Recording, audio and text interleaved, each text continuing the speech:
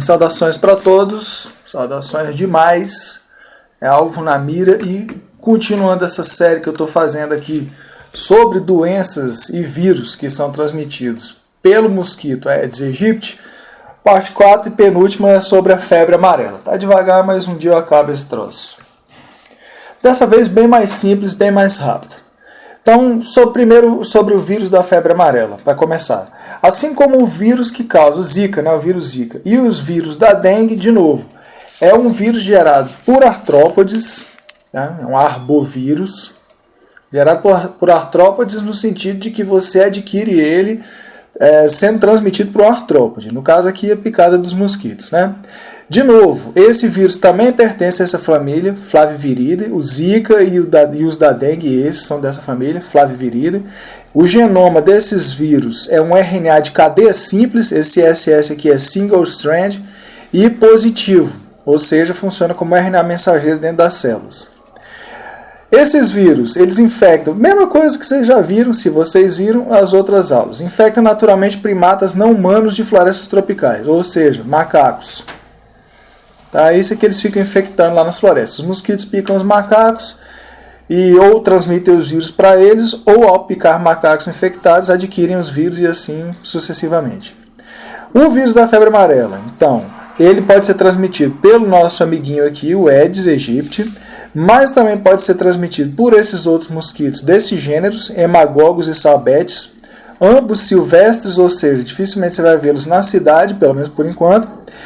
E você também já ouviu falar do Aedes albopictus, no caso lá da Zika e da dengue, mas nesse caso aqui da febre amarela, há dúvidas, não se sabe ao certo se o Aedes albopictus pode atuar como vetor desse vírus não, tá?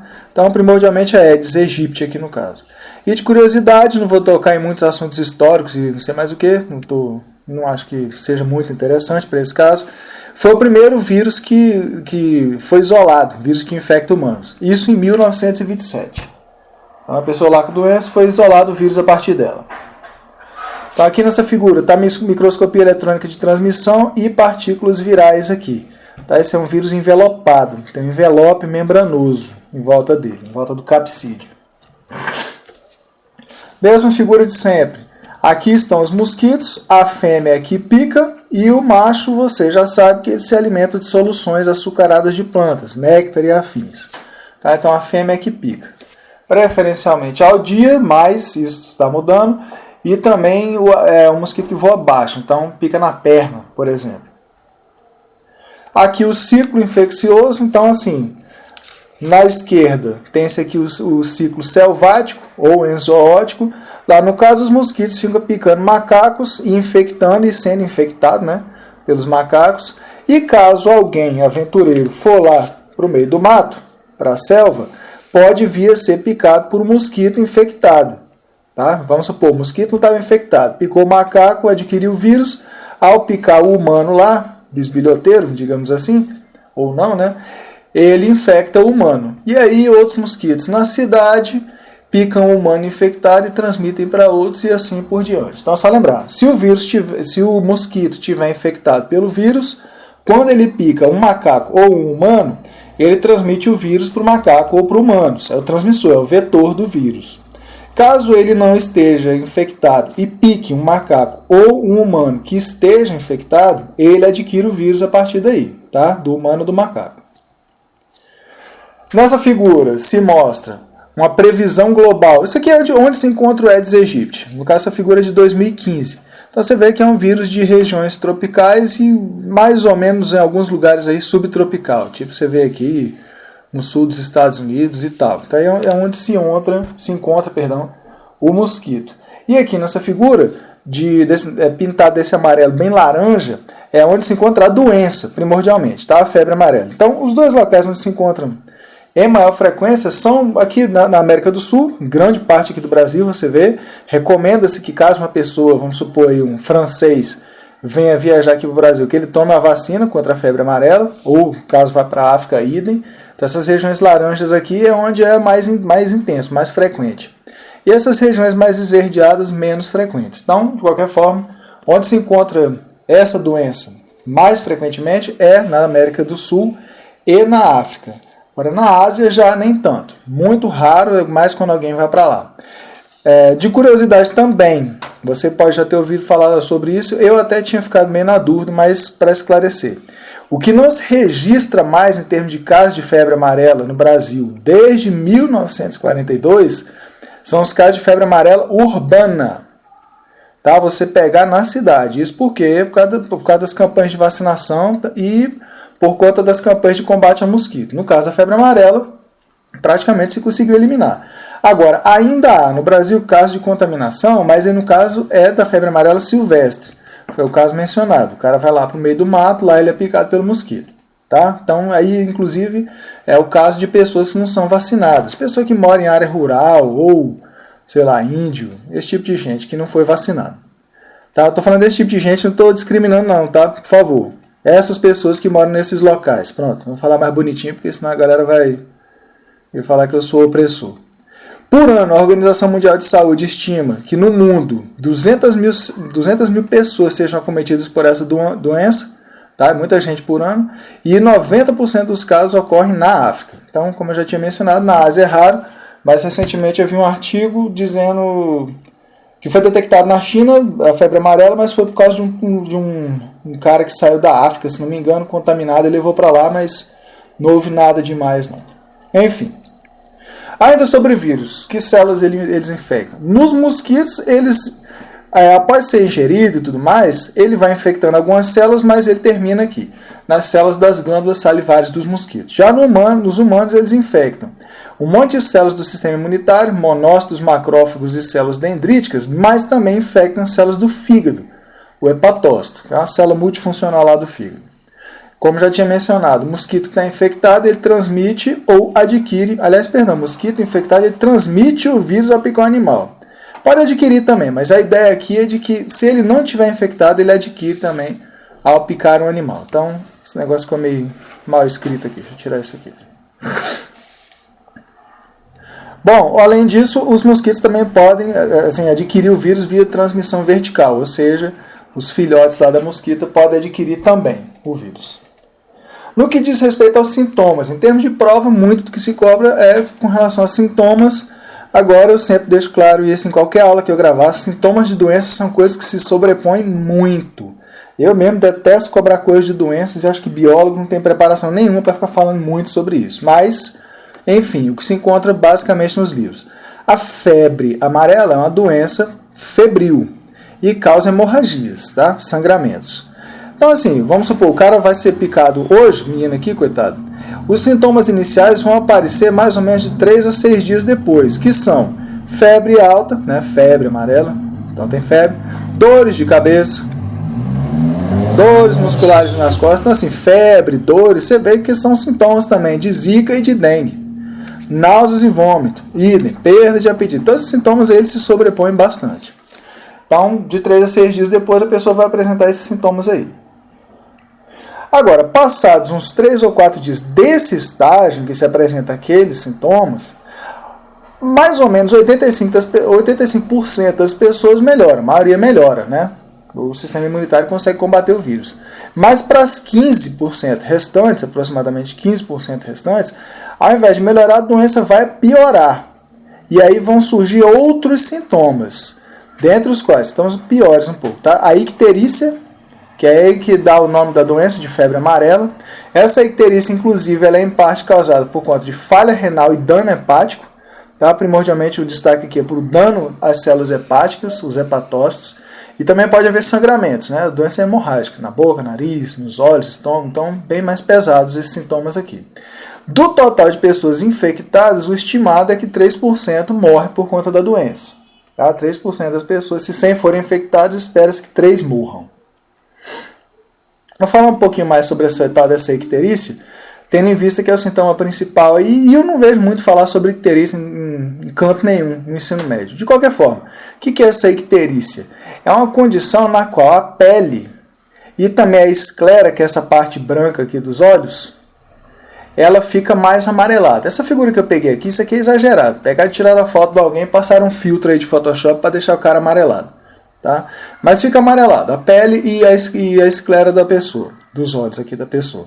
Agora, por quê? Porque se acumula uma substância chamada bilirrubina. Essa bilirrubina é o seguinte: você tem aí suas hemácias, as células vermelhas do sangue. Tá? Nas hemácias você sabe que tem a hemoglobina, que é a proteína responsável por transportar oxigênio. A proteína lá com a estrutura quaternária, com 4 subunidades e tudo mais. Nas hemoglobinas, tem um grupo prostético chamado de grupo M. Tá? Então isso aqui está, meu Deus, está nas hemoglobinas. Esse grupo M, ele contém ligado a ele um ferro, ferroso inclusive. E aí no ferro é que vai se ligar o oxigênio a ser transportado. Quando as hemácias elas são destruídas, porque estão velhas, então assim, esse grupo M vai ser metabolizado, digamos. Então ele vai ser convertido em outras substâncias. Vai ser convertido em uma tal de biliverdina, e aí depois é que vai ser convertido em bilirrubina. Tá? Então o M é que vai ser metabolizado para dar origem à bilirrubina. Na canetinha aqui a letra fica horrenda, tá? Porque o negócio aqui não tem muita pressão não. Você vê ela tremendo muito a bolinha. Mas dá para ver a aula direitinho. Essa bilirrubina, depois, ela vai ser absorvida pelos hepatócitos, aquelas células lá do fígado, e de lá, depois ela vai fazer parte da bile. Tá? Vai para a vesícula biliar, fazer parte da bile, que é aquela solução lá que vai ser lançada no intestino, para auxiliar na digestão. Lembrando que bile não é uma enzima e tal.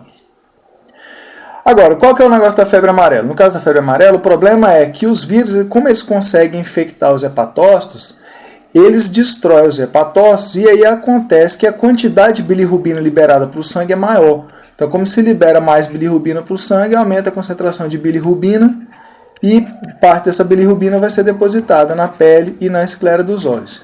Por isso é que fica amarelo. Tá? Então, essa que é a causa aí, pelo menos a causa mais básica da icterícia e a relação dela com a febre amarela.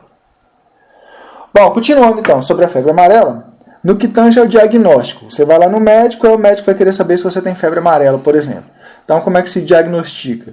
O médico vai analisar aqueles sintomas todos que nós vimos, os iniciais, e aí caso a pessoa esteja com sintomas da fase mais tóxica, também vai coletar informações, por exemplo, se o paciente esteve em algum lugar onde a doença ocorre com maior frequência, vamos supor que seja um cara lá da Finlândia. O cara chega com esses sintomas no médico lá, ele vai querer saber, você estava onde? Você estava no Brasil, cara? Foi lá, fui viajar para as Olimpíadas, vi as Olimpíadas e tudo, peguei febre amarela lá. Né? E também conferir para ver se está no período de incubação da doença ainda. Vamos supor, o cara passou um dia no aeroporto de São Paulo e no dia seguinte já estava na Finlândia, foi um dia só, da Finlândia para cá e daqui para a Finlândia. E aí apareceram os sintomas. Então, com um dia só, talvez não seja febre amarela, né? Pode ser outra coisa. Outros exames que pode se fazer, exame de sangue, não sei mais o que, né? Exame de detecção dos vírus, pode ser, por exemplo, esse aqui, essa RT-PCR. É a PCR, que é a reação em cadeia da polimerase, mas com o uso de transcriptases reversas. Então, ao contrário da PCR normal, o que vai se fazer aqui inicialmente é o seguinte: vão se utilizar transcriptases reversas para poder sintetizar um DNA complementar. Então, o que se quer ver? A partir do RNA, o RNA viral, que ele é cadeia simples e funciona como RNA mensageiro, com o uso de transcriptases reversas vão ser feitos, moléculas de DNA complementar a ele. Aí esses DNAs complementares é que vão ser amplificados pela PCR, procedimento padrão, né, que amplifica. Esquenta, esfria, não sei mais o que, e usa polimerase. Enfim, não é o tema dessa aula. No que tange ao tratamento agora, assim como as outras doenças que a gente viu até agora, não tem um medicamento antiviral específico para combater a doença. Você toma lá o medicamento, ele vai agir diretamente no vírus. Não tem. O que se faz é tratar os sintomas. Se o indivíduo tiver acometido pelos sintomas da fase mais tóxica, é recomendável que seja hospitalizado, né? Porque a coisa é um pouco mais séria. Mas, de qualquer forma, o que se trata são isso. Tratam-se os sintomas da doença. E isso esperando, né, que o próprio sistema imunitário venha combater o vírus. Assim como nos outros dois casos, da Zika e da dengue, se faz, tem que tomar cuidado, né, para deixar o paciente, o acometido, bem hidratado, e não se pode utilizar nele analgésicos, assim, se usa analgésicos para combater a dor, mas não se pode usar como analgésico aspirina, o ácido acetil salicílico, por conta dessa substância ter efeito anticoagulante, e a doença causa hemorragia, né? Então, se a doença causa hemorragia, você ainda vai dar para o paciente uma outra substância que seja anticoagulante, ou seja, que promova ainda mais essas hemorragias, aí o negócio complica. Tá? Então, de forma geral, o tratamento é feito dessa forma. Reidratação e analgésicos, lembrando que não pode usar aspirina. E a prevenção? A forma básica de prevenção é eliminação dos mosquitos, ou combate a mosquito, aquela eliminação dos criadouros, usar mosquiteiro, né, inseticidas e tal. Então, é o combate ao mosquito, para não ser picado por ele, né, medidas para evitar ser picado e tudo mais, e a vacina. No caso de febre amarela, já tem vacina que se usa há muito tempo. Quando eu era criança e às vezes viajava de ônibus para lá e para cá, eu lembro que era as Forças Armadas, inclusive, que vacinavam a gente com aquela pistola. Não sei se você é jovem já viu. Uma pistola que botava no braço. Eu morri de medo porque eu achava que os soldados estavam querendo matar a gente, dar tiro. Mas, então assim, quem toma vacina, do pessoal do total de pessoas que tomam vacina, de 95% a 100%, né, fica imunizado por no mínimo 10 anos. Então a taxa de eficiência dela é muito boa. Você tomando essa vacina tem pelo menos 95% de probabilidade de você estar imune ao vírus da febre amarela por no mínimo 10 anos. Muita gente fala que fica no mínimo uns 35 anos. Né? E de acordo com a Organização Mundial de Saúde, se não me engano, eles consideram que algumas pessoas podem se tornar imunes permanentemente. Então tomou, não precisa nem tomar mais. Tá? Então a vacina é muito eficiente. Agora, detalhe, demora mais ou menos uns 10 dias para que a reação da vacina aconteça e termine. Ou seja, demora uns 10 dias para o organismo desenvolver as defesas para se tornar imune. Então, vamos supor, de novo, o cara mora na Islândia, quer viajar aqui para o Brasil, ele não pode ter tomado a vacina ontem para chegar aqui hoje. Ele tem que ter tomado a vacina com 10 dias de antecedência para que se torne imune ao bendito do vírus. Então é isso aí, gente. Um pouco mais simples essa aula, por conta do objetivo. Essa foi a penúltima aula nessa série. Eu vou fazer só mais um sobre o chikungunya e depois talvez analisar de novo o que apareceu de novo, de mais recente aí, de novidade, no que diz respeito à relação entre o Zika e a microcefalia. Então é isso aí, saudações de novo, bons estudos e até a próxima.